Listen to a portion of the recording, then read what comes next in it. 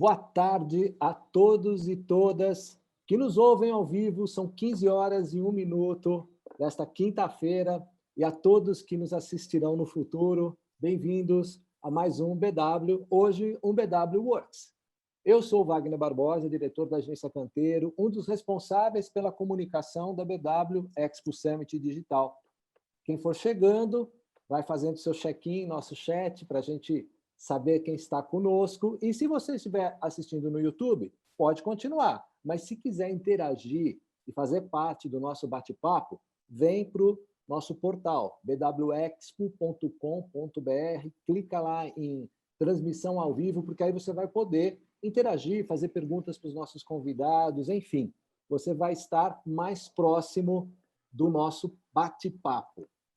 E caso você faça parte de alguma organização, de alguma empresa, de alguma entidade, dá uma olhada lá no nosso site, como você pode apoiar o Movimento BW. Nós precisamos de ajuda para manter a nossa ação e ampliar o nosso movimento.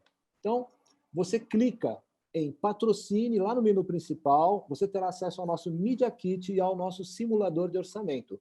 E se você preferir, obviamente, entre em contato conosco, teremos o maior prazer em te atender e eu, pessoalmente, gostaria de conversar com cada um de vocês para poder explicar e para poder transmitir todo o conceito, toda a empolgação e toda a energia do Movimento BW. E em nome da Sobratema, Associação Brasileira de Tecnologias para a Construção, eu quero agradecer a presença de todos aqui nesta tarde e, é claro, agradecer especialmente a presença dos nossos convidados, a Ana Maria e o Akil, que toparam estar aqui conosco nessa tarde, falando de lixo eletrônico, de cooperativas, do manuseio do e-lixo.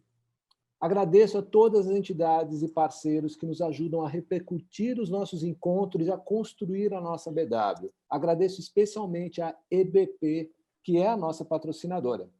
Lembrando que a Sobratema é uma entidade com 32 anos de existência que vem promovendo e compartilhando tecnologias voltadas ao desenvolvimento e ao melhoramento dos setores da construção, mineração, meio ambiente, agro e florestal. Vocês já sabem, a Sobratema é a organizadora da BW Expo Summit e Digital. Registro de todas essas conversas e todo o nosso acervo está lá no nosso portal BW, novinho, recém-inaugurado, tudo organizado por trilhas de conhecimento, por palestrantes. Fácil. É como se você estivesse navegando numa plataforma dessas de filmes. Você vai ficar muito à vontade, porque com certeza você sabe como usufruir desse conhecimento que está lá. E como já é de costume, para abrir este BW Work, eu quero convidar o presidente da Sobratema, o engenheiro Afonso Mamed, para a sua saudação inicial. Muito boa tarde, Afonso Mamed, seja bem-vindo. Muito boa tarde, Wagner. Boa tarde a todas e a todos. O lixo eletrônico, ou o e-lixo, é um problema que cada dia assume proporções mais preocupantes. A velocidade da transformação do mundo contemporâneo é impressionante. A evolução da tecnologia, aliada à concorrência e ao excesso de consumo, leva a que, todos os anos, centenas de modelos de celulares sejam lançados de todos os tipos, cores e configurações. Isso também vale para smart TVs, home theaters, sons, tablets, computadores e por aí vai. E onde vão parar os modelos antigos que são substituídos a cada dia com mais frequência? Diante desse quadro, que compromete diretamente o meio ambiente e a saúde das pessoas, uma vez que o e-lixo possui componentes tóxicos, iniciativas como a do Instituto GEA merecem destaque. E é para isso que convidamos a Ana Maria e o Akil para explicar como funciona o Instituto e suas ações e como podemos atuar no descarte desse tipo de lixo. Estou certo que as orientações e dicas que teremos hoje ajudarão as empresas e a cada um de nós, no nosso dia a dia, a contribuir na minimização dos impactos do lixo eletrônico. Agradeço a você, Ana Maria, ao Akil, pela atenção e generosidade em compartilhar o seu conhecimento conosco. Aproveito a oportunidade para ratificar o convite para visitar o Movimento BW no portal www.bwx.com.br. Lá, entre vídeos e documentos, temos um acervo de mais de 500 títulos, muitíssimos relevantes sobre a sustentabilidade. Tenhamos todos um ótimo evento. Com você, Wagner. Muito obrigado, Afonso. Então, como a gente tem muita coisa para prosear, vamos lá, vamos chamar os nossos convidados. A Ana Maria Domingues Luz, formada em Comunicações pela Escola de Comunicações e Artes da USP, a nossa ECA, mestra estrito sensu em Ciência Ambiental pelo PROCAM USP, Programa de Pós-Graduação em Ciência Ambiental da Universidade de São Paulo. Cursou especialização em Educação Ambiental pela Boston University, em Boston, Estados Unidos, e também em Economia Sustentável pela Schumacher College, na Inglaterra. Atuou na CETESB entre 1992 e 2000 na área de Educação Ambiental, aonde foi a responsável pela elaboração, implementação e coordenação do Programa de Minimização de Resíduos das duas instituições, Projeto Jogo Limpo, em parceria com Aracy Martins Mussolini. É fundador do Instituto GEA, Ética e Meio Ambiente, OCIP com finalidades ambientais, em 1989, de que foi vice-presidente de 1999 a 2003, e é a atual presidente desde 2004. Muito bem-vinda, Ana Maria. Está saindo minha voz? Sim, tá bom. Tudo certo. Gente, muito agradeço muitíssimo a oportunidade ao Mamed, a você, a BMW, né, BW, pela oportunidade da gente participar. Vamos lá, eu vou fazer uma apresentaçãozinha super rápida para vocês. Enquanto você coloca a apresentação, eu vou fazer o seguinte, eu vou introduzir o nosso segundo convidado. Pode ser? Claro. Vamos lá. O nosso segundo convidado é o Walter Akio Goya, o nosso Akio, bacharel em Sistemas de Informação pela Escola de Artes, Ciências e Humanidades e mestre em Engenharia da Computação pela Escola Politécnica, pela Poli, ambos os títulos obtidos na Universidade de São Paulo.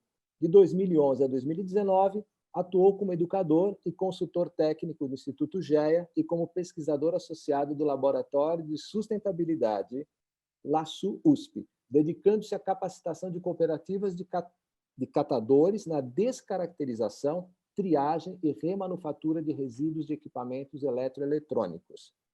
Muito bem-vindo, Akio, e vamos lá, vamos conhecer aí o que é o Instituto GEA. Muito obrigado pela oportunidade, Wagner. Um abraço para todo mundo da BW que está acompanhando a gente. Obrigado. Então, vamos lá. Resumidamente, eu vou falar o que é o GEA, porque pode ser que vocês não nos conheçam, né? Nós somos uma organização sem fins lucrativos, uma ONG, né? Que, na verdade, nós somos uma OCIP, que trabalha com educação ambiental, com programas de coleta seletiva, desde 1999. A gente fundou, como o Wagner falou, em 99 nós fundamos o GEA, saímos da CETESB, e a gente atuou, né, vem atuando em 14 estados brasileiros, né?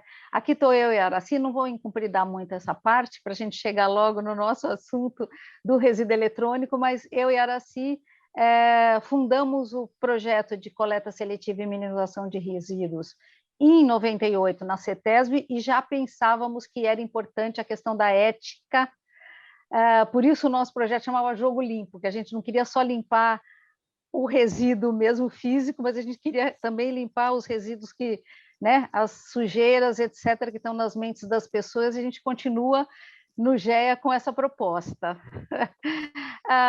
Nós temos vários resultados aqui, eu não vou me incumpridar muito, a gente atua em 11 objetivos do desenvolvimento sustentável, a gente já ganhou vários prêmios, principalmente com esses projetos relacionados a resíduos eletrônicos, e a gente vem trabalhando nesses projetos junto com o LASU, que é o Laboratório de Sustentabilidade da USP, né, da Escola Politécnica, que é gerenciado por uma pessoa extraordinária que chama a professora Tereza Carvalho, né? Ela é uma visionária enfim, e por isso que ela aceitou uma professora da USP titular, não sei o quê, fazer parceria com uma ONG como GEA, que é uma ONG bastante pequena.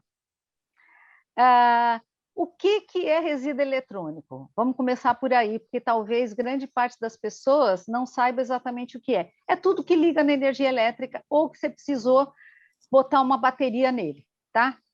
Então, a característica dos resíduos eletrônicos eles eram um aparelho que você precisou, enquanto usava, botar na tomada, ou você ligar com uma bateria, e aí, em um certo momento, aquilo não serve mais, não presta.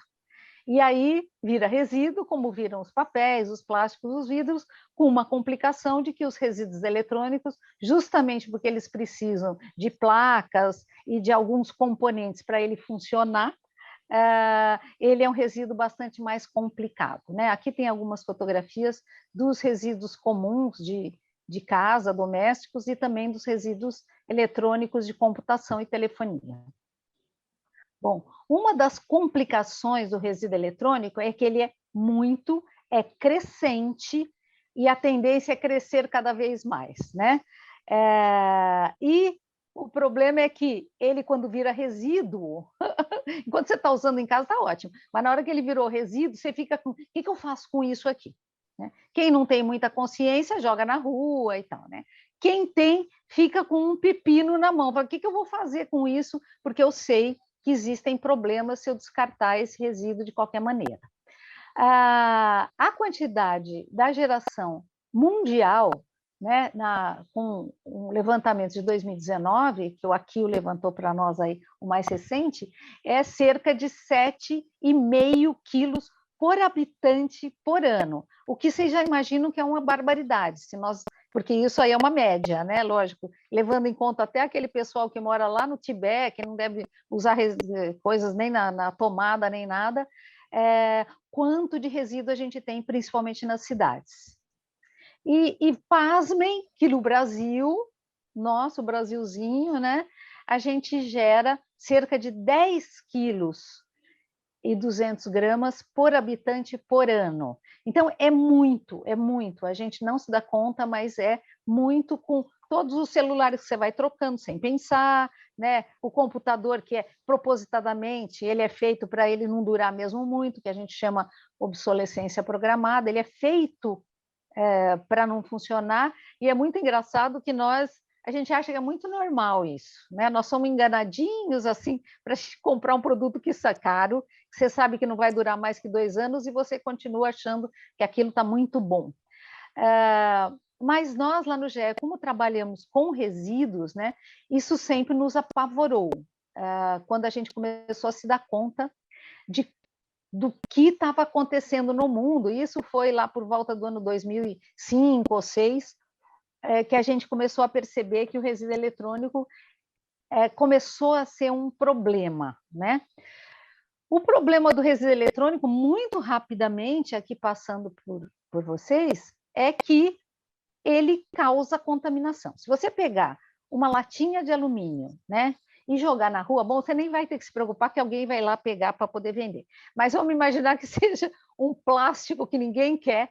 Você jogou um copo plástico na rua, aquilo vai ficar, vai ser levado, vai acabar na melhor das hipóteses, num aterro sanitário, né? Ou vai acabar num lixão, enfim. Só que o plástico em si, ele não traz nenhum problema de contaminação posterior. Ele é em si um problema, ele vai causar, vai amontoar nos aterros e tal, mas ele não vai ter uma decomposição que cause mal à saúde humana, tá? No caso do resíduo eletrônico, não é assim, porque para fazer aqueles circuitos funcionarem, ele precisa de metais pesados, precisa usar metais preciosos, inclusive, vários componentes, tem trocentos mil substâncias de metais pesados, que até o Aquil pode falar melhor que eu, que ele é professor disso, né? Mas, na verdade, o que acontece? Apenas se o computador é aberto e você vai manipulá-lo, por exemplo, de mãos limpas, você já pode se contaminar, porque pode ter algum daqueles componentes que ele passa pela pele. e você se contamina, tá? Mas mais grave ainda é se isso é jogado, se é quebrado, se joga na rua, passa um carro em cima, ou é jogado num rio, né? Vai cair num rio, porque daí a água vai lavando todos aqueles componentes, todas aquelas substâncias tóxicas e vai espalhando a contaminação. E as substâncias tóxicas que existem nos resíduos eletrônicos podem levar a graves doenças nos seres vivos, tá? Aqui era assim, como ainda existe isso, mas é como a gente encontrava resíduo eletrônico nas cooperativas de catadores. Nós, no GEA, sempre trabalhamos, desde 2000, tentando organizar melhor cooperativas de catadores para que eles trabalhem de uma maneira mais rentável, mais digna, né? Deixassem de coletar, abrir saco na rua e tal, terem uma coberta, um lugar para trabalhar ao abrigo do sol e da chuva e assim por diante. E a gente começou a perceber cada vez mais isso que vocês estão vendo nessa fotografia, assim, montes de resto de monitores, de computadores, que começou aquela mudança, né, para aquele mais fininho, e aí todo mundo descartou aquele monitorzão, grandão, trambolhão, e ele é super problemático, ele tem fósforo, ele tem cádmio, ele tem mercúrio, ele tem um monte de coisa que causa chumbo, que causa problema para a saúde humana. E aí, nessa época, nós falamos, bom, o que nós vamos fazer? Eu e a Aracy lá no GEA, né? Nós temos que agir, nós temos que treinar, nós temos que ensinar os cooperados das cooperativas que eles não podem jogar esse material que chega de qualquer maneira, porque o que havia era que eles pegavam aquilo, eles desmontavam, lógico, a mão limpa, desmontavam monitores, espalhando chumbo pelo chão da cooperativa e se contaminando, né? E justamente nessa época, 2010, a professora Tereza, que vocês estão vendo, essa aqui de blusa azul, com a equipe dela, né, a Neuci, pessoal muito legal, montou um centro de reciclagem e reuso de resíduos de informática dentro da USP. A professora Tereza, lá da Poli. E aí a ideia dela era recolher todos os resíduos gerados nas unidades da USP para remanufaturar computadores, isso é, fazer computador Frankenstein, sabe como é que é? Pega o mouse de um, né, a placa-mãe do outro, enfim, e vê o que não funciona em algum e tenta juntar para formar um computador que funciona para repassar para instituições beneficentes, instituições de assistência social, né, pessoas carentes que não têm possibilidade de acesso a computadores, então é muito legal. Só que a Tereza começou a fazer isso e foi descobrindo que ia sobrando aquelas peças que não tinham uso, certo? E ela se deu conta, então, que aquelas peças separadas de acordo com o que a indústria queria, a indústria de reciclagem de resíduos eletrônicos, valia muito dinheiro. Então, ela começou a organizar isso, a trabalhar no centro, lá no CEDIR da USP, com essa desmontagem, remontagem e venda dos materiais que sobravam, e com alto conhecimento técnico que a USP tem, né? E daí apareceu um edital da Petrobras, que chamava Fome Zero, sei lá, 2000. E eles tinham a possibilidade de financiar projetos, né, socioambientais. E eu fui com o meu projetinho que eu tinha lá, né, rascunhado, levei para a professora Tereza, falei, professora, eu quero trazer os catadores para serem treinados aqui, eu acho que não tem jeito melhor de aprender, eles precisam saber o que a senhora sabe. E ela falou assim, tá bom, vamos fazer parceria e vamos apresentar o projeto, para minha surpresa. E a gente, então, apresentou um projeto para esse seleção pública da Petrobras em 2010 e a gente foi selecionado, né? Eu não conheço ninguém da Petrobras, não sou um amigo de ninguém da Petrobras, tá? Ninguém fique com dúvida de que nós não fomos selecionados porque a gente merecia. E aí, esse projeto era de capacitação de catadores para trabalhar com resíduo eletrônico. E com a conversa com a Tereza, para não ter contaminação, mas com a conversa com a Tereza, a gente passou também para os catadores ganharem dinheiro, mais dinheiro com isso, né? E esse projeto, ele foi tão bem sucedido que ele foi renovado pela Petrobras, a gente mudou daí o logo, teve uma segunda fase, em que foi ampliada o escopo do projeto, e nesse ínterim, a Caixa Econômica Federal estava querendo destinar seus resíduos eletrônicos. Isso foi em 2012, acho que a Caixa nos procurou. E ela foi procurar a USP falou assim, não, quem faz o projeto é o Instituto GEA. Então, a gente formatou um projeto para a Caixa Econômica, que também era de capacitar catadores para trabalhar com resíduo eletrônico, com a vantagem de que iriam receber os resíduos eletrônicos da Caixa. Então, eles aprendiam como fazer e daí já ganhavam o material para ser processado. E esse projeto também foi muito, muito bem sucedido. A gente teve uma renovação com a Caixa, era o Fundo Socioambiental que financiava. Eu quero já fazer um parêntese aqui, assim, pessoa fundamental, além da professora Tereza, é o professor Akil, que nós temos aqui presente, graças a Deus, né?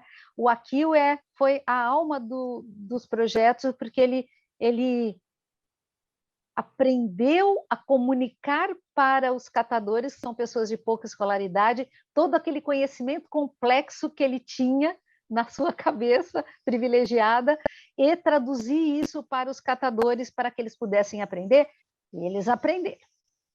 Tá? Então, nós trabalhamos em 36 cidades, em 11 estados brasileiros, por isso eu digo para vocês que, olha, que nós conhecemos como funcionam cooperativas de catadores e a destinação do lixo eletrônico e comum quase no Brasil inteiro. A gente só não trabalhou nessa parte aqui oeste do Brasil, porque a Caixa não tinha depósitos de material inservível nessas áreas, né? Infelizmente. Bom, o que era o nosso projeto? Os nossos projetos, tanto os que a gente fez com a Petrobras, quanto para a Caixa. Basicamente era, vamos ensinar para os catadores como fazer. Traduzir o conhecimento da USP, levar para eles e fazer com que eles aprendam como não se contaminar, como não contaminar o meio ambiente e quanto vale cada pedacinho daquele material se eles separarem direito. Então, nós temos aqui 2 fotografias.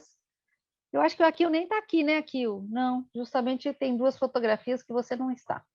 Mas, enfim, eram cursos muito bacanas, muito agradáveis sob o ponto de vista dos catadores, porque a gente tomou todo o cuidado com a metodologia GEA de ensinar pessoas com pouca escolaridade, né? A gente fazia dinâmicas, enfim, só faltava fazer teatro. Eu não sei nem se no teatro a gente não fez, né, Akil? Mas a gente depois fazia uma avaliação da aprendizagem e realmente eles tinham aprendido essas coisas tão complexas. A gente também estruturou as cooperativas com uma coisa muito, muito simples, com bancada, as ferramentas para desmontagem, né, iluminação, ventilador em alguns casos e tal. E aí vocês estão vendo aqui do lado esquerdo uma fotografia de uma cooperativa, que era até que a gente estava falando, viu, Mamed? A cooperativa lá da Zona Leste, a parte de eletrônico, como é que eles faziam antes, e aí depois a gente deu uma pintadinha, uma organização para que eles pudessem trabalhar. Porque no caso de resíduo eletrônico, não dá para eles trabalharem na esteira ou na mesa em que separa papel, plástico, vidro. Você precisa ter um outro local para poder desmontar corretamente os componentes para poder vender, tá? Aqui vocês estão vendo esses tambores, cada um deles era um tipo de componente dos equipamentos eletrônicos que estavam sendo colocados. Bom, aqui já está no acompanhamento da destinação dos resíduos eletrônicos da Caixa, tá? A Caixa tinha esses 11 depósitos lotados de computador velho, de caixa eletrônico, ai, meu Deus do céu, nem sei, tinha milhões e milhões, não, milhares de coisas lá que não vão sendo mais usados, e aqui vocês estão vendo na foto à esquerda, né, uma cooperativa, se não me engano, na Bahia, e do lado direito uma cooperativa que é aqui de Cotia, e vocês podem ver a carinha dessa aqui, a presidente da cooperativa, a Felicidade, porque essas alturas eles já sabiam o valor do material, né? A gente fez também dentro do projeto, aqui está aqui, a gente fez campanhas de coleta, porque uma das questões difíceis para as cooperativas trabalharem é receber um fluxo constante de material eletrônico. tá? Porque o papel, plástico, vidro, todo dia é jogado fora, então você todo dia recebe uma carga desse tipo de recicláveis. Mas os resíduos eletrônicos, você não descarta todo dia. Se você for pensar tua vida, você descarta um computador hoje, você descarta daqui a uns meses um celular e assim vai, né? Então, a gente fez algumas campanhas e também a gente conhece agora de A a Z de como funciona a destinação e a doação de resíduos eletrônicos, como você faz para captar, ou o mais fácil, que é difícil, captar resíduos eletrônicos. E aqui dos projetos que a gente achou interessante, uma das ações que foi o projeto da USP, o segundo projeto para a Petrobras, foi, nossa, nós temos um conhecimento tão bacana que a gente desenvolveu e a gente teve tão bons resultados que nós queremos espalhar isso pelo Brasil, o conhecimento que nós desenvolvemos aqui. Então, a gente fez um curso para universidades e a gente levou para 7 universidades brasileiras, foi para Recife, nós fomos para, nem sei agora, me lembro aqui, para Minas, fomos para o Espírito Santo, tentando fazer nas universidades também uma união entre a universidade, que é onde está o conhecimento mais desenvolvido, né, da cidade, com os catadores que precisam muito desse conhecimento e desse apoio acadêmico e da força que as universidades têm, né? Então, a gente está fazendo um curso aí para os professores, se não me engano, do Recife. Bom, aqui resultados que a gente teve com o projeto, com os projetos, a gente treinou 522 catadores, e uma coisa que é importante de ver que foi o resultado para as cooperativas é o quanto subiu o valor do quilo do resíduo eletrônico, que eles antigamente vendiam por 25 centavos, que era assim meio na sucata metálica. Eles pegavam o computador inteiro, jogavam lá, né, fora a questão da contaminação que isso significava, mas o valor era muito aquém do valor mesmo, que em média eles conseguiam vender na época que a gente fez esse levantamento por R$ 3,10, mais ou menos, o quilo do resíduo eletrônico. É claro que existem componentes que valem muito mais que isso e outros que valem menos, e aí isso é uma média do que se tira de resíduos eletrônicos, tá? Mas a gente está à disposição para responder perguntas, questionamentos que apareçam. Só com o projeto da Caixa, as cooperativas conseguiram R$ 1 milhão naquele período do projeto. Isso significou para cooperativas de catadores, as que estavam no nosso projeto, a diferença entre não ter um veículo para fazer coleta e passar a ter, que é toda a diferença quando você trabalha com resíduo, você poder recolher com esse veículo próprio. Em vários casos foi o sustento da cooperativa naquele mês, que caía o valor dos recicláveis, eles não ganhavam nada, com o resíduo eletrônico eles conseguiram sustentar. Então, a gente tem histórias maravilhosas e emocionantes sobre o que isso significou para as cooperativas. Por sinal, não sei nem se eu trouxe, nós temos um livro sobre isso que é muito emocionante, que a gente pode passar em PDF para quem se interessar. Como os catadores tiveram suas histórias modificadas por esses projetos. Só no projeto da Caixa a gente destinou, está aqui, 84 mil itens, né, que estavam nos depósitos, e tivemos 600 catadores e familiares beneficiados com o aumento da renda. Aqui alguns dos resultados, vamos dizer, ambientais, a gente pegou só 2, né, aqui o chumbo que a gente conseguiu retirar da destinação incorreta, mandando para as cooperativas no projeto da Caixa. Foram 16 mil quilos de chumbo que foram destinados corretamente, e com o que a gente economizou de espaço, 86 mil metros cúbicos de solo, onde esse material talvez tivesse ido parar, além da contaminação, ele ia ocupar espaço, tá? Bom, algumas das questões muito, muito importantes dos projetos nossos com relação a cooperativas de catadores é o aumento da autoestima desses catadores, porque vários casos havia em que o catador chegava lá, porque a gente fazia sempre os cursos nas universidades, sempre era em bancos de universidade. Então, a gente tinha parceria, porque a gente percebeu a mudança que isso causava nos catadores e nos professores, e nos funcionários das universidades, que não estavam acostumados a ter esse tipo de público, né? Então, eles ficavam muito emocionados, muito felizes. Em vários casos, é o único diploma que eles têm, é o diploma que a gente fornecia pelo curso desenvolvido. E a certeza de, eu consigo aprender. Nossa, esse negócio é tão difícil, mas eu consegui aprender, sabe? Então, é um ganho assim, humano que eu não tenho como colocar em números aqui para vocês. Mas acho que eu consigo... Não sei, estou conseguindo passar a dimensão da coisa. Aqui é o seguinte, nesse lado esquerdo é uma foto que a gente acha emblemática dos nossos projetos. É a mão do seu Benedito, que é um catador lá de São José do Rio Preto, no interior de São Paulo. Ele nunca tinha acendido o botão on de algum computador, né? Quando ele começou os projetos conosco. E o projeto da USP, o segundo, ele tinha também a proposta de ensinar os catadores não só a desmontar e vender, mas também remontar computadores, fazer o que o CEDIR faz, poder juntar peças, que vocês podem imaginar, um conhecimento bem mais complexo. Nós fizemos o curso, os catadores aprenderam, o seu Benedito aprendeu, vocês estão vendo aí, ele mexeu o mouse e na tela estava o DOS, que é aquele programa, né, para você saber as peças de computador, como é que é o sistema daquele computador. E do lado direito é a fotografia da capa do nosso livro, que chama O Catador Eletrônico, foi escrito pelo escritor Fernando Portela. É sensacional, modéstia à parte.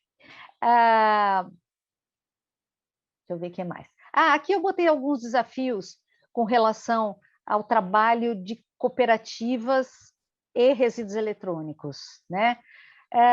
Primeiro, que começaram assim a todas as cidades, todos os locais exigir das cooperativas de catadores documentos que elas não conseguem tirar.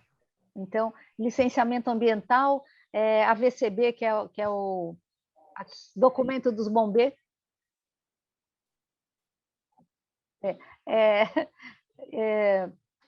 E isso, em vários lugares, inviabilizou as cooperativas, embora tivessem equipadas, treinadas, elas não podiam trabalhar com resíduo eletrônico, porque ficavam se batendo, tentando o licenciamento ambiental, e a gente no GEA acha que tem que ter uma outra visão para você trabalhar com essas populações. Você fica criando esses problemas que aparentemente parece, não, tá certo, tem que ter licenciamento ambiental. Só que isso aumenta a exclusão dessas populações que não tiveram as vantagens que nós tivemos. De estudar em Boston, de morar, de estudar nas melhores universidades, de ter sempre comida em casa, como eu tive, né? E eu sei como é a vida dos catadores, porque eu convivo com eles, não é a nossa. Então, a gente tem que ter outra forma de lidar. As resistências das empresas, a gente tentou muito durante o projeto que as empresas doassem seus resíduos eletrônicos para as cooperativas de catadores, como foi feito pela Caixa Econômica, com grande felicidade da Caixa, né? A Caixa, inclusive, nos ajudava, organizou reunião na Febraban, no Diabo a 4. Muito difícil, porque assim, não, catador, aí eles iam lá na cooperativa e aquela bagunça, né? Não, a gente vai dar para uma empresa, porque empresa eu estou garantido, eu estou sossegado. Só que com isso a gente mantém as iniquidades, as desigualdades no nosso país, tá? O gap educacional dos catadores é claro, né? Porque os catadores, grande parte, não sabe ler, ou fez o fundamental incompleto, enfim. E você simplesmente fechar os olhos, então esses daí eu não serve para trabalhar comigo, está muito injusto e muito errado. Dificuldade de captação, eu já falei, né? Precisa ter material constante na cooperativa para aquilo poder render, você ter pessoas trabalhando nisso diretamente. Alta rotatividade nas cooperativas, que a gente sofria esse problema. Você treinava umas pessoas, aí ele ia embora. A cooperativa ficava sem pessoa treinada, a gente tinha que retreinar aqueles, e essa é uma questão, né? E a competição de empresas privadas, gente, é uma competição, no mínimo, injusta, né? No mínimo, injusta. das empresas privadas, tem capital, conhecimento, estrutura, capacidade de gestão, competir com cooperativas de catadores num determinado resíduo. Lá no GEA, nós achamos que, assim, gente, se os catadores sempre trabalharam com resíduos, por que agora que tem um resíduo que tem alto valor e eles podem trabalhar, por que não pode ficar com eles? Mas o mercado não é tão sensível assim. E aqui as nossas... Não sei se eu me cedi no tempo, eu tentei falar bem depressa. Os nossos contatos para quaisquer outras questões, perguntas. Se quiserem que a gente mande o PDF do livro, a gente tem o maior prazer de divulgar sobre as histórias dos catadores ou outras informações que eu não tenha dado, tá? Muito obrigado, Ana. Foi muito didática a sua apresentação. Eu acho que nós podemos, se você topar, deixar o PDF do livro à disposição no portal BW. Aí Claro, quem quiser claro. vai lá e faz o download. Com certeza o Renato vai cuidar com muito carinho de hospedá-lo, né?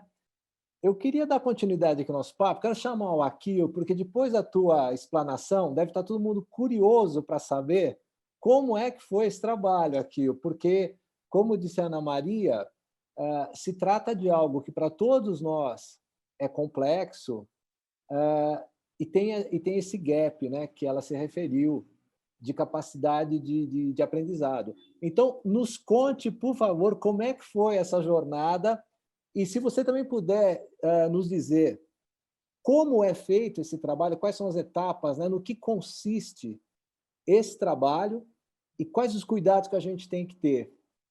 Tá certo. Bom, acho que em primeiro lugar eu vou começar contando da minha transformação pessoal com esse projeto, né?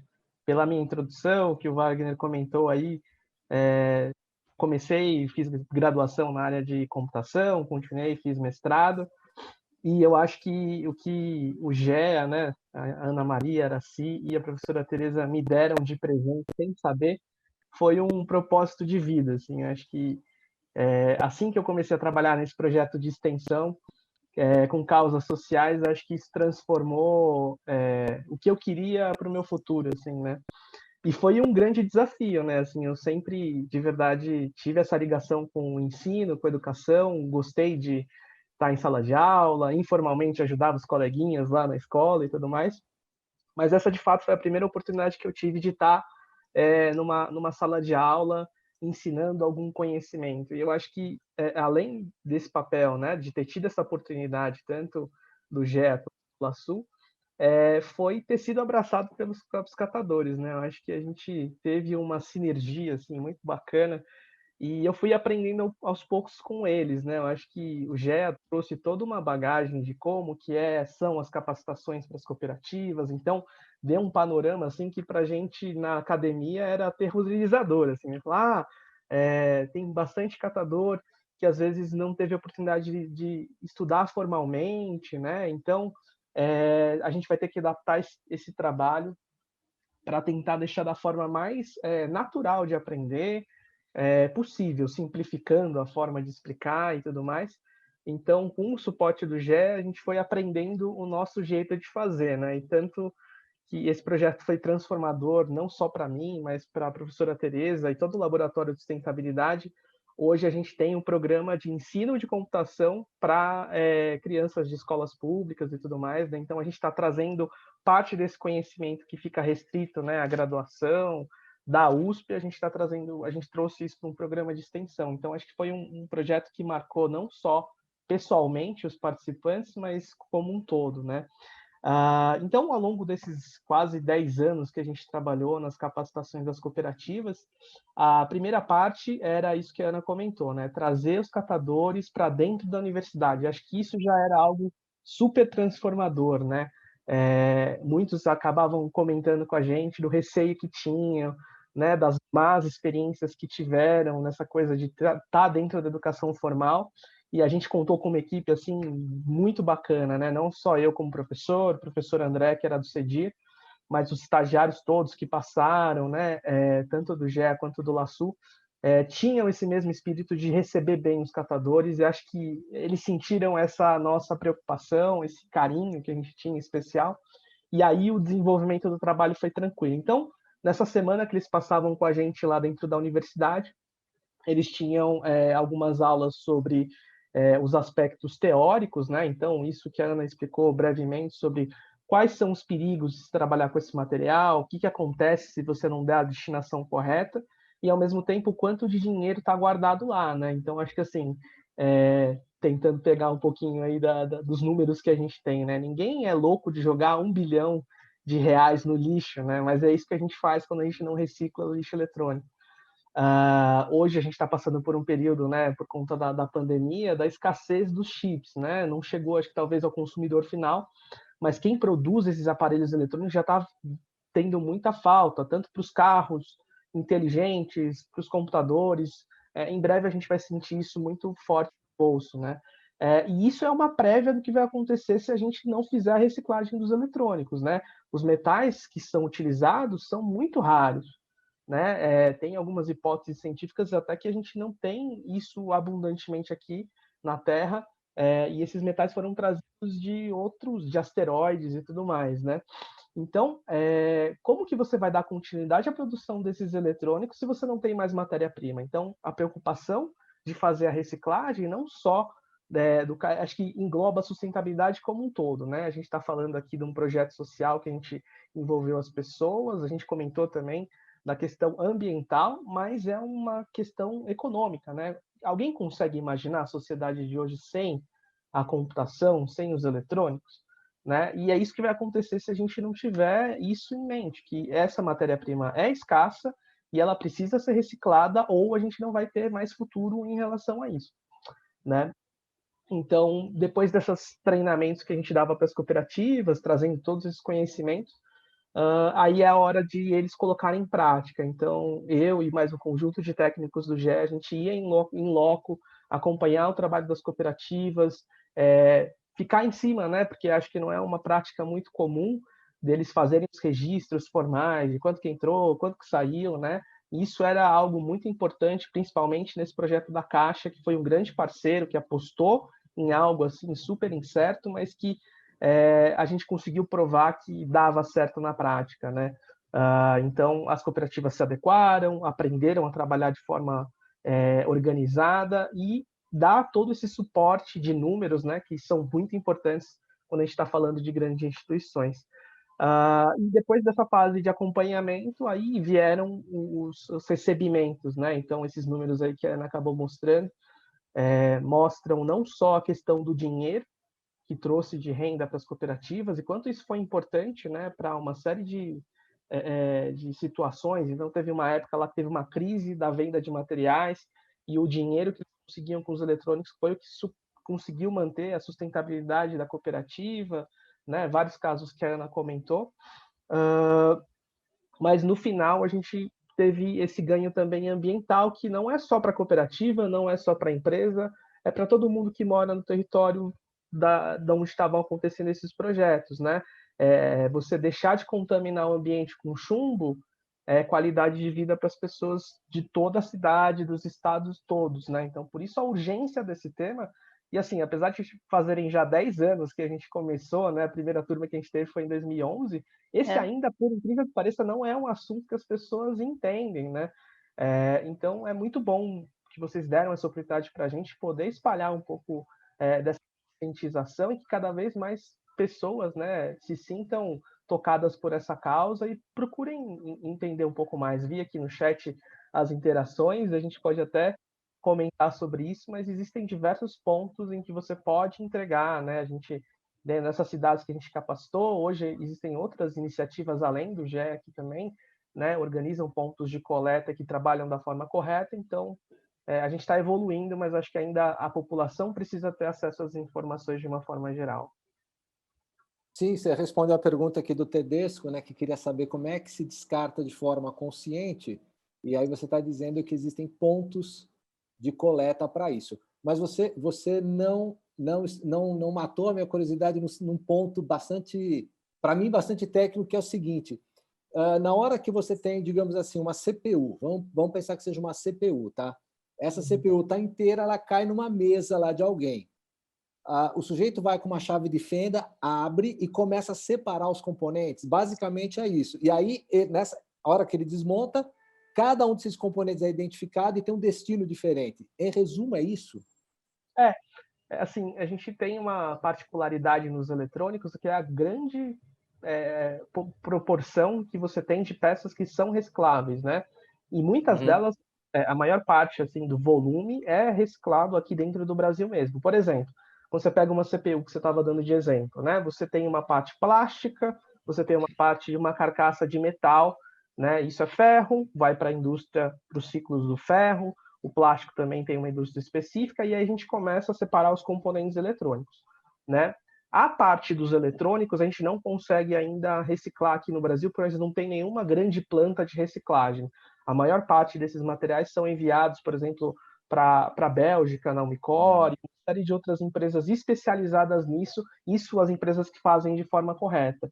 E tem também um outro caminho alternativo que vem diminuindo um pouco, mas ainda é um grande problema, que são a exportação dessas placas para países subdesenvolvidos, por exemplo, Gana, parte da China e parte da Índia, que faz uma reciclagem informal e super danosa, tanto para as pessoas que fazem isso, quanto para a contaminação ambiental desses locais. Então, essa parte dos eletrônicos aqui no Brasil, como que ela é pré-tratada antes de enviar para as plantas de reciclagem? Você tem uma classificação de alguns tipos de placa, né? Então, por exemplo, na CPU a gente tem o processador, que tem um componente super valioso, então ele tem um preço mais alto, as placas de memória e a placa-mãe, que é a grande placa centralizadora assim, de todos os circuitos integrados do computador, né? Então, só aí você tem 3 tipos diferentes de eletrônicos que podem ser reciclados, né? E aí, se a gente for falar também do monitor, a gente for falar do mouse, então, assim, quando a gente começa a falar desse tema, a grande maioria das pessoas já cresce e fala, nossa, eu vou ficar rico, porque não tem ninguém fazendo, e vamos trabalhar com isso. Só que, por exemplo, né, no caso do monitor CRT, ou mesmo esses monitores flat, com a parte utilizando tecnologias que permitem, né, essa tela plana mais fininha. Então, no CRT, que é aquele monitor antigo, aquela TV grandona que a gente tinha, lá tem um tubo de chumbo que chega a ter até 3 quilos de chumbo, e chumbo é um material super perigoso, né? E assim, tem componentes valiosos, mas se você for fazer as contas, você acaba tendo um prejuízo, porque a destinação desse material que é contaminante, ela precisa ser uma destinação especial. Você não pode, que nem a Ana comentou, né? Não pode pegar esse tubo e jogar ele no aterro sanitário. Você precisa fazer um tratamento para deixar esse material inerte e depois sim fazer o descarte. E esse processo é muito custoso, né?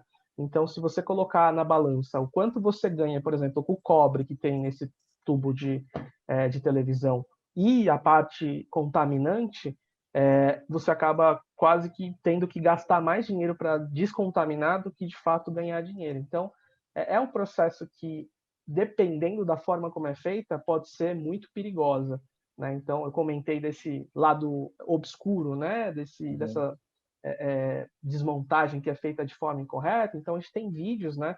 Quem quiser procurar, for curioso, tem um documentário na internet chamado E-Waste Hell, né? Que conta um pouquinho de como é que é o cenário, por exemplo, lá em Gana, no maior lixão de eletrônicos conhecido, chamado na cidade de Agbogbloch, né? Então você tem crianças lá descascando fio, queimando fio, é um cenário assim pós-apocalíptico, né? Eu botei, né, aquela foto, é que eu não me detive muito, a foto onde eu falei sobre os perigos do resíduo eletrônico, eu acho que é desse lixão de Gana, em que a pessoa está queimando, e na hora que você queima o resíduo eletrônico, você está ainda por cima espalhando uma fumaça tóxica, né? E as pessoas estão respirando aquilo.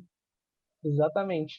E essa é uma prática que a gente encontra aqui, né, no Brasil de uma forma geral, né? Quem mora em São Paulo conhece a região mais do Baixo Glicério lá, então tem muita gente que faz isso, é uma prática comum, né? A foto que a Ana estava mostrando era um menino segurando, acho que uma enxada, e na ponta um monte de fio pegando fogo, né? Mas por que eles fazem isso?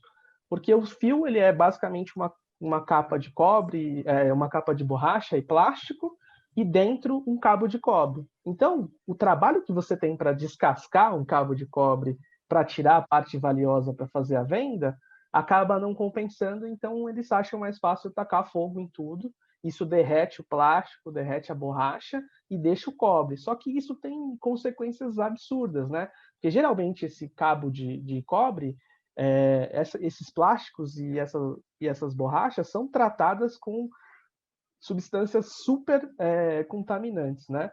Que é, por exemplo, o retardante de chama, né? Isso é colocado lá para justamente fazer com que, caso pegue fogo por aquecimento, esse fogo não se espalhe, né? Imagina você ter uma fiação dentro de casa toda de plástico e borracha que é super inflamável, e se começa a pegar fogo, por dentro sua casa vai pegar fogo. Então, esse tratamento é uma forma de evitar, né, que esse fogo se espalhe de uma forma muito rápida.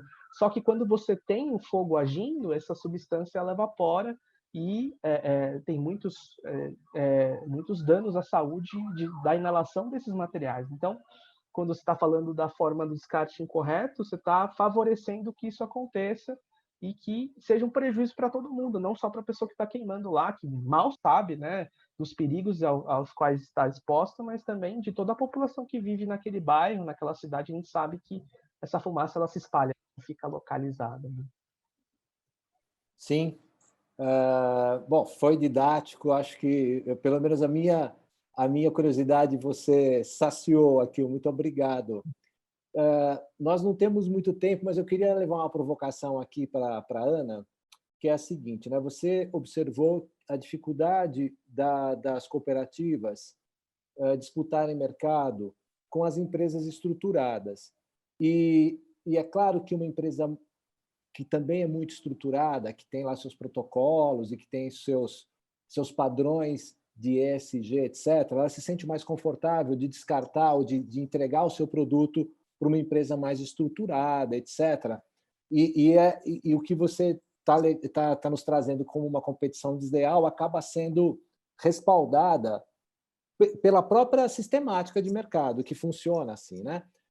Então, para que esse caráter social do trabalho cooperativista possa vingar, a gente teria que achar brechas, teria que achar caminhos, né? E o que me ocorre aqui de perguntar de cara é o seguinte: a pequena microempresa e o consumidor, eles não têm esse rigor e esse padrão que a grande empresa tem. Tudo bem, se eu sou uma Itaú, por exemplo, só para citar um exemplo, eu devo ter um descarte de eletrônico gigantesco. Mas se eu sou uma pequena empresa, eu poderia descartar numa cooperativa assim como se eu fosse consumidor final, né? O que impede? Claro que você chegar a essas pessoas e fazê-las compreender que elas podem descartar ali é um desafio. Mas o que impediria de criar um ciclo virtuoso no qual as pequenas, médias empresas e os consumidores descartassem os seus eletrônicos nas cooperativas diretamente ou em lugares que acabam encaminhando para as cooperativas? Então, uma das questões é a seguinte, a gente tentou muito, nós fomos atrás dos consumidores, justamente quando a gente se deu conta que as grandes empresas não queriam saber da gente, né, nem escutavam, entravam por um ouvido e nem escutavam, a gente foi atrás dos consumidores, e a grande dificuldade de captar dos consumidores é de você ter uma logística de coleta, entendeu? Porque uma coisa é como eles iam, as cooperativas iam no depósito da Caixa, enchiam o caminhão com CPUs. Isso era, e aquela carga tinha um valor. A outra é você fazer o caminhão da cooperativa sair para ir na casa do seu Zé da Silva e pegar uma impressora, você entendeu? E daí a logística ela não é sustentável, porque custa mais o caminhão, o combustível, etc., do que vai, no fim, valer isso. Então, por isso é que a gente tentou criar aquele sistema de campanhas em que você trabalhava um determinado área do município, né, um bairro, e fazia um trabalho incessante, extenuante. E, na verdade, o que precisaria aí era ter, talvez, uma divulgação mais massiva, entendeu? Porque o GEA, a capacidade que a gente tinha, mesmo com o dinheiro do projeto de fazer divulgação, era algo muito pequeno. Então, talvez se a gente tivesse alguma forma de atingir globalmente as pessoas numa cidade e até organizar, olha, se vocês da rua tal separarem seus recicláveis eletrônicos hoje, a cooperativa no dia tal vai passar. E aí isso era uma coisa que tornaria fácil. Porque também, para o cidadão, levar o seu eletrônico não é simples, porque muitas vezes é grande, é trambolhento, ele solta tinta, no caso de, por exemplo, de impressora, você vai várias vezes, a gente se contaminou, né? Se contaminou não, mas se sujou com tinta de impressora. Então, esse era um problema. Com relação a micro e pequenas empresas, é a mesma história, quer dizer, a geração de resíduos que eles têm é muito pequena também, e também como a gente chegava para eles, era, quer dizer, você conseguia falar com uma. Ela até dona, a gente conseguiu doação de alguns lugares, até de universidades e tal, mas era uma quantidade pequena e que aquilo era pontual, você entendeu? Então, na verdade, é uma engrenagem econômica que você tem que modificar, mudar o paradigma, tá certo? A gente pensa nisso. Outro dia eu vi o Leandro Carnal, falando que a gente tem que acreditar nas utopias, porque só quando a gente acredita na utopia, a gente consegue mudar coisas que parecem imutáveis. Então, nós lá no GEA temos essa utopia de... É muito fácil para a empresa falar assim, eu não quero me meter com cooperativa de catadores, porque é complicado, é mesmo. É verdade. Eu vou fazer com uma empresa, a outra empresa tem documento, tem AVCB, tem... Eu passo para ela, para não me preocupo com o assunto. Ok, é bem mais fácil mesmo e tal. Só que, com isso, a gente mantém o mundo da maneira que está. E esse mundo da maneira que está não está bom, porque não está bom para a maioria das pessoas, né? Você tem um mundo com tanta desigualdade, iniquidade, exclusão social, é algo que atinge até quem está bem economicamente. Então, a gente tem que começar a repensar. Eu vi alguém colocou aqui no chat que sim, precisa ter licenciamento. Sim, eu não discordo. Eu só acho que a gente precisa ter um outro olhar para trabalhar com cooperativas. Se a gente quer ter a inclusão social, se a gente acredita que é possível a gente inserir pessoas que não tiveram educação, que não tiveram num mundo, né, num mundo mais justo, ganhando um valor suficiente para tirar a criança da rua, para ele morar num lugar que tem água, luz, né? Se a gente Sim, não fizer isso, nosso mundo Ana, não vai melhorar.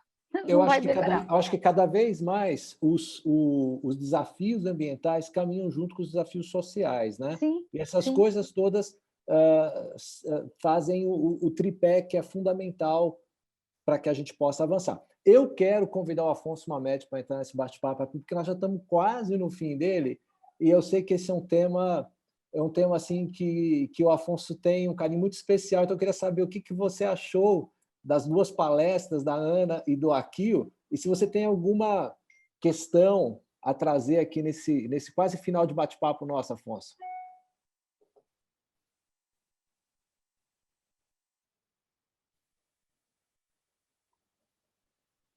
As palestras são muito interessantes. A gente tem realmente essa percepção, a gente não tem essa percepção das dificuldades que são enfrentadas, né? Ou seja, esse caminho todo que vocês percorreram, em buscar soluções, né? E a dificuldade da logística, né? Eu acho que a logística é a maior dificuldade que tem em tudo que você vai fazer, a logística é que esbarra, né? Fabricar tem as dificuldades, entendeu? Mas a logística impede o trânsito. Então, você está numa indústria, você vai produzir alguma coisa, a logística pesa, às vezes, mais do que o valor do produto que você vai distribuir, né? E quando você fala que você vai precisar, como é que você vai buscar esse material reciclado, esse material reciclável, né? Como é que você vai trazer isso para cá? É aquela história, aí a empresa que está mais estruturada consegue oferecer essa logística, né? Então, esse eu acho que é o grande problema, entendeu? Agora, a inclusão social é um problema que corre em paralelo, né? Ou seja, esse trabalho que vocês fazem traz inclusão social, mas a inclusão social é muito maior do que isso, né? A gente precisa, na verdade, trabalhar a inclusão social como um todo, né? Quando a gente, aqui na área de equipamentos, por exemplo, o Estado de São Paulo, em determinado momento, decretou aí, né, saiu um decreto do governo estadual dizendo que não podia mais ter cortador de cana. E ficou todo mundo, né? Puxa vida, e agora? Os catadores de cana vão trabalhar onde? Vai ficar tudo sem emprego? Vai ficar isso, ficar aquilo? Essa situação se resolveu. Os catadores foram, evidentemente, instruídos, foram foi evoluindo e conseguiu superar isso aí. Hoje o Estado de São Paulo é toda mecanizada, né? Porque a atividade é uma atividade muito inóspita, né? A pessoa que trabalhava com aquela cana, que queima a cana, depois vai lá cortar a cana. Então, esse processo dos catadores é um processo difícil, é um processo, é uma atividade que judia muito da pessoa, né? Agora, a inclusão social é fundamental. Esse é um dos caminhos, mas eu acho que a gente precisa também trabalhar a inclusão social com uma visão, de outra forma também, para a gente poder avançar. Ou seja, esse caminho é um caminho importante, porque ele já, de imediato, ele já resolve parte do problema, ele já ajuda, né? Aí a gente fica com a dificuldade da logística, porque a logística também é fundamental. Muitas vezes a empresa precisa ter do certificado, né? Quando ela se descarta o produto, muitas vezes precisa ter o certificado que ela descartou legalmente, tal, entendeu? E aí a informalização dos catadores dificulta isso. Acho que aí precisaria realmente ter de certa forma, um padrão, uma formalização para que pudesse também oferecer essa condição. É evidente que, para a gente fazer reciclagem dos produtos eletrônicos, não tem que ter muito certificado para isso, né? A empresa pode descartar um produto eletrônico, não é igual descartar um produto que tem aí uma contaminação mais forte, aí, que tenha que ter uma empresa especializada para isso. Mas eu queria lançar uma pergunta aqui de volta para vocês, né? Ou seja, nos países desenvolvidos, isso é feito de forma toda estruturada, com as empresas estruturadas para receber isso, ou existe também uma maneira mais informal de poder recolher esse material eletrônico? Como é que vocês, a experiência de vocês, como é que mostra isso? Você quer falar? Bom, acho que antes de responder, Afonso, eu queria fazer uma distinção clara, né? O trabalho que a gente faz são com as cooperativas de catadores, né?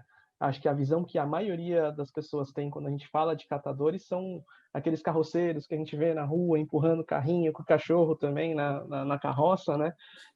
E aí o trabalho que a gente fez foi com cooperativas estruturadas e organizadas. Então, essa parte final que você comentou das documentações, e a gente chama esses de documentos de rastreabilidade, né?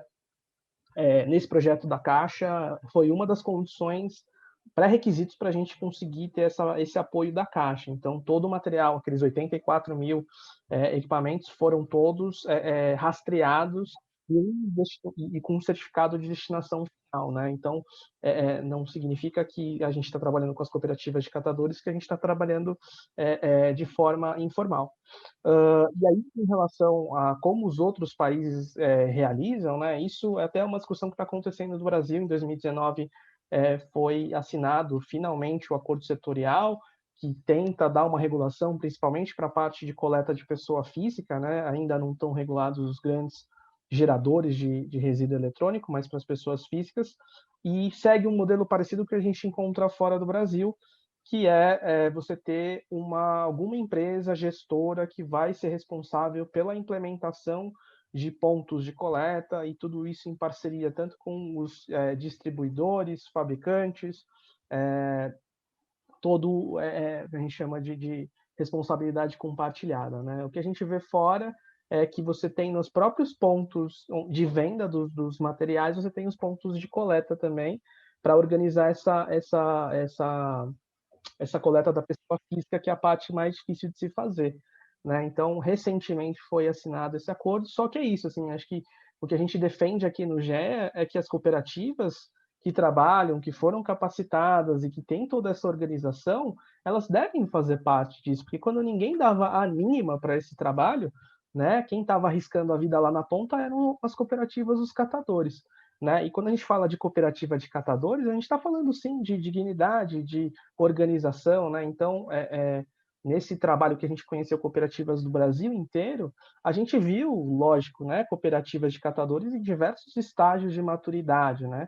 Inclusive aqui no interior de São Paulo, né, na Grande São Paulo, em Cotia, a gente tem um exemplo muito grande de uma cooperativa que consegue, inclusive, pagar os direitos, né, dos cooperados, tem direito de férias, sempre eles fazem caixa para fazer um 13º. Então, a cooperativa de verdade é a saída digna para você trazer para os trabalhos dos catadores, né? Então, é isso. Quando a gente fala de catadores, tem desde o catador do lixão, né, que pela lei deveria ser, tá acontecendo esse processo de extinguir os lixões, né, os catadores que a gente comumente vê na rua e as cooperativas de catadores. Então, a gente pode dizer que a cooperativa seria o estágio em que a gente dá dignidade para o trabalho desses catadores, né?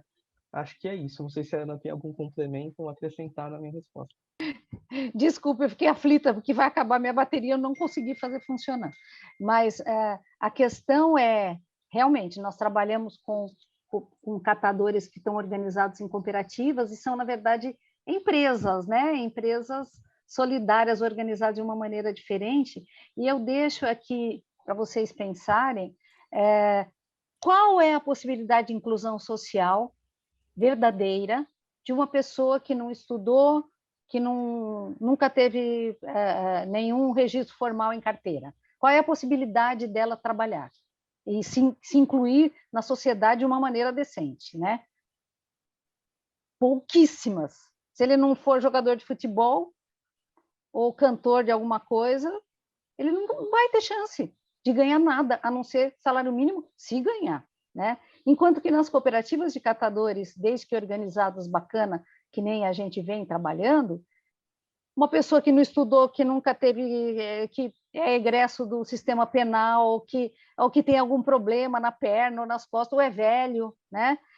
Ele pode trabalhar, e se a cooperativa trabalhar bem com resíduos, vender organizadamente, aquilo pode render uma retirada para eles que vai muito além do salário mínimo, muito além. E se tiver resíduo eletrônico, então, a possibilidade de ganho é enorme. Essa cooperativa que o Akil estava falando, que é de Cotia, um pessoal sensacional que pegou todas as coisas que nós ensinamos e fizeram melê, aplicaram em tudo. Atualmente, elas estão muito bem. Os cooperados estavam tirando, a última vez que eu falei, cerca de R$3.000 por mês, o que é um baita salário para quem não sabe nada, né? Na atual situação brasileira, então, é muito, né? Então, isso é verdadeira inclusão social na prática. Porque a gente falar em inclusão social é uma coisa, é alguma coisa fumaça que... Agora, fazer isso acontecer na prática é por meio das cooperativas de catadores. E a gente, né, quanto mais gente entender isso, entender melhor isso, a gente acha que vai melhorar o nosso mundo, né? O nosso país, nossa cidade, nosso mundo. Tudo bem. Eu só queria devolver uma perguntinha para a Ana. Ana, aproveitando aí que você ainda tem a bateria aí, a gente vê na rua os catadores. E a gente está falando que tem catadores que estão nas cooperativas e catadores que não estão na cooperativa, da carrocinha e tal. Não tem uma identificação. Como é que você identifica quem é da cooperativa ou quem é da carrocinha? Existe uma forma? Tá muda. Você está sem áudio, Ana. Pronto. Como a gente identifica? Normalmente, o pessoal de cooperativa tem uniforme, tem caminhão, tem veículo, tal, né? No geral, o catador é aquele que, não tendo opções na vida, entre roubar e ser mendigo, ele resolveu trabalhar com o que ele achava. E achou lixo, na rua abriu o saco, pegou, vendeu, enfim, conseguiu sobreviver. Alguns desses foram percebendo que, trabalhando em conjunto, eles ganhavam mais. Porque, em vez de eu catar coisa na rua, eu bato na casa das pessoas, falo, olha, a senhora separa para mim o papel, o plástico, o vidro, eu vou vir buscar, não sei o quê. Você junta, leva num lugar, você consegue ganhar mais. E aí, esse processo de organização de catadores em cooperativas é algo que vem crescendo no Brasil, de uma forma meio atabalhoada, meio complexa, mas você vê cooperativas de catadores, que catadores já organizados num galpão, com um caminhão ou algum veículo, que trabalham de uma forma mais limpa e não é garimpando o lixo das outras pessoas, tá? Então, normalmente, você consegue perceber o catador de cooperativa, dificilmente ele está puxando carroça. Existem algumas cooperativas que ainda trabalham com carroça, mas é algo que nós, GEA, sempre fomos contra, sempre quisemos fazer eles evoluírem, saírem da situação de puxar carroça para um veículo motorizado, né? Que não está muito bom as pessoas terem que puxar uma carroça com 400 quilos, né? Mas você consegue ver, de qualquer maneira, você não vai doar seu resíduo eletrônico para alguém que está passando com uma carrocinha dentro da sua casa. Jamais faça isso. Porque ele, possivelmente, aquele catador não está organizado, não tem conhecimento, vai levar o seu computador para algum lugar na rua para separar as peças, sabe lá de que jeito. Você vai contribuir para ampliar a contaminação, ao invés de reduzi-la, né? Precisa ser em instituições que já estão organizadas, que têm sede, que têm endereço, que têm supervisão, né? Que tem fiscalização, e conhecimento, né, mínimo, que é como o que a gente passou, tá? Então, dá para a gente diferenciar só olhando. Ok. Muito bem. Eu queria lembrar que o mais importante é que nós façamos a redução do nosso consumo. Nós não devemos gerar lixo. O primeiro ponto é esse. A gente, às vezes, se esquece disso, né? Na verdade, nós estamos achando uma solução para algo que lá na origem a gente deve evitar. E evitar o consumo excessivo significa uma mudança, uma quebra de paradigma, né? Como o Afonso falou lá no começo, a gente é estimulado a consumir quando, na verdade, talvez a gente nem tenha tanta necessidade. E outra questão é promover a total circularidade das coisas, do que a gente consome, né? Não tem como dar outro destino. Por quê? Porque sempre vai gerar um subproduto que vai parar no lado de fora, mas não tem lado de fora, né? O lado de fora do nosso planeta não existe.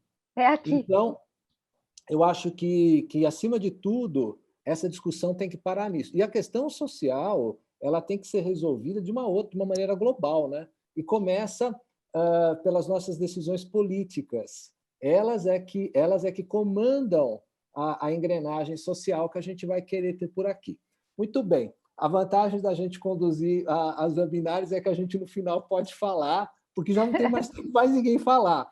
Porque nós, daqui a pouquinho, vamos assistir ao filme desse projeto que envolveu a Caixa Econômica, né? Então, todo mundo fica aí quando eu encerrar, porque o Renato vai colocar o filme para que a gente possa assistir. Mas, antes de mais nada, eu quero lembrar que na próxima quinta-feira, às 15 horas, nós vamos ter uma reprise muito legal, porque essa reprise ela vai estar conectada ao evento do dia 8, que eu não vou dar spoiler, que vai ser muito legal. Então, a semana que vem, nós vamos assistir a reprise do Cidade Matarazzo, que foi um BW Talk incrível sobre esse projeto incrível que está acontecendo aqui em São Paulo, para que no dia 8 a gente converse sobre um projeto incrível também de transformação urbana que vai acontecer lá no Rio de Janeiro.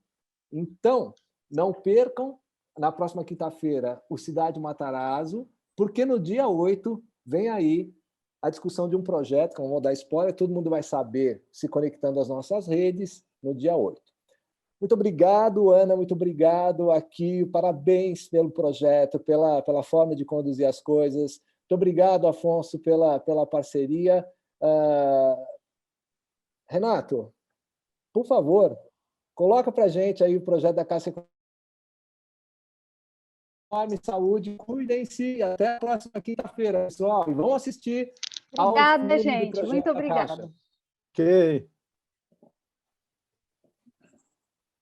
Cada vez que você abre o computador, você se apaixona, porque é uma história que tem em cada peça. Então, foi isso que os cooperados sentiram, tá entendendo? A gente trabalhava, mas a gente não sabia como entender ele dentro, não entendia o que era. A gente gostou de aprender dentro da máquina. É como se fosse o mundo da gente ali dentro, entendeu? Né? A gente não tinha valor nenhum, porque o valor dos eletrônicos era...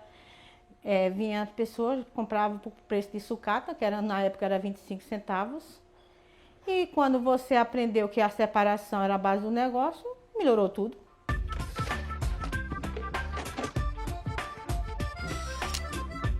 O projeto Descarte Legal é um projeto que surgiu de uma ideia da Caixa Econômica Federal. Nesse projeto foi a Luz que veio pra gente, né? Para mim foi uma surpresa, né? Que o eletrônico também eu não sabia que, na verdade, era um tipo de material que seja reciclável. Eu sou catadora já há 30 anos e eu nunca tinha participado de um curso sobre esse material eletrônico. A primeira visita que ela chegou aqui, ela, menina, o que que isso está fazendo aqui? Aí eu, o quê? O que que essa televisão, junto com esses componentes aqui do computador, está fazendo aí no sol, na chuva? Eu digo, é como a gente trabalha, a gente pega, traz da coleta, bota aí, depois vai jogar dentro do container. Mas não pode misturar assim. Eu digo, mas eu não sabe. A gente está aqui exatamente para isso. Foi uma ligação que eu recebi, aí eles se falando, olha, eu sou do Instituto GEA, nós vamos ter um curso na USP sobre os resíduos eletrônicos. No primeiro momento eu fiquei assustada, porque eu falei, nossa, resíduos eletrônicos, curso na USP. A Caixa Econômica estava preocupada porque ela tinha muitos resíduos eletrônicos estocados e ela precisava dar uma destinação adequada para isso. E eles pensaram em fazer dessa destinação um projeto social. E aí foram procurando, descobriram o projeto que a gente tinha com o LASU, da USP, né, com o Laboratório de Sustentabilidade, que a gente já vinha treinando catadores para trabalhar com resíduo eletrônico. Eu vejo esse projeto com alguns papéis importantes. Primeiro, treinamento dos catadores como inclusão social. Para mim foi um dos melhores cursos que eu fiz, que eu me senti gente. Então, esse projeto, além de treinar os catadores, também tem uma inserção de disseminação do papel deles na sociedade. A troca de experiência entre nós, universidade, entre nós da ONG, entre nós catadores e alunos, e todo mundo aprende, porque eles também têm bastante a ensinar. Assim, gerou um entusiasmo muito grande, né?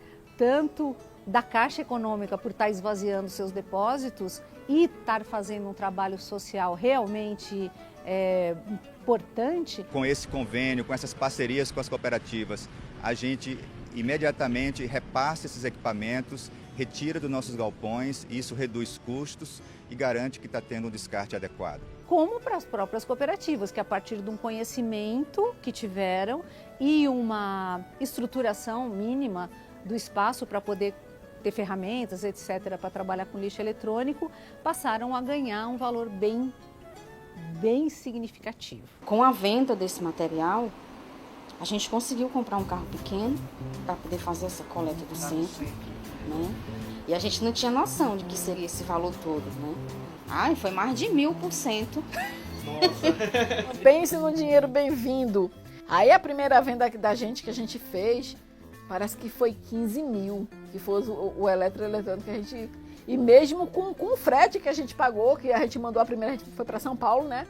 Todo mundo ficou espantado com o total do dinheiro que deu. Todos ficaram muito mais experientes em negociar e também de saber o que é perigoso e o que não é, a necessidade de você pensar no meio ambiente, o que é meio ambiente. E na verdade a gente mexia no material eletrônico na cooperativa, só que você não sabia todos os problemas que ele causa, né? A contaminação ao meio ambiente, as doenças que ele provoca na gente que mexe, né, com ele de forma inadequada, sem luva, sem máscara, sem óculos. Então essa parte para mim foi muito importante. Eu estou participando e aprender, porque eu vou passar também com meus companheiros, né? Que na verdade a maioria dos catadores não tem noção do problema que causa, né, esse material eletrônico. É um projeto que todos percebem o ganho, né? O ganho ambiental e o ganho social. 11 estados brasileiros, na verdade a gente estava trabalhando em 4, passamos a trabalhar em mais 7, então a gente praticamente expandiu esse trabalho, né, e esse, vamos dizer, benefício às populações e às cooperativas em grande parte do Brasil. Em média, a gente está mandando quase 10 toneladas agora com a indústria, né, certificada, que é isso também que a parceria pede, né, ambientalmente, que tenha todas as licenças. O projeto ele está inserido e contribui com a política nacional, com as diretrizes, os princípios da política nacional, que em relação aos resíduos eletrônicos é bem clara, né? Tem a parte toda da logística reversa. O meu sonho era entrar na USP para fazer alguma coisa, e isso foi realizado, foi uma delícia. E o benefício que traz para a gente, né? Com renda, principalmente. Me senti que eu disse, eu agora posso ajudar um pouquinho do planeta, eu posso plantar uma sementinha.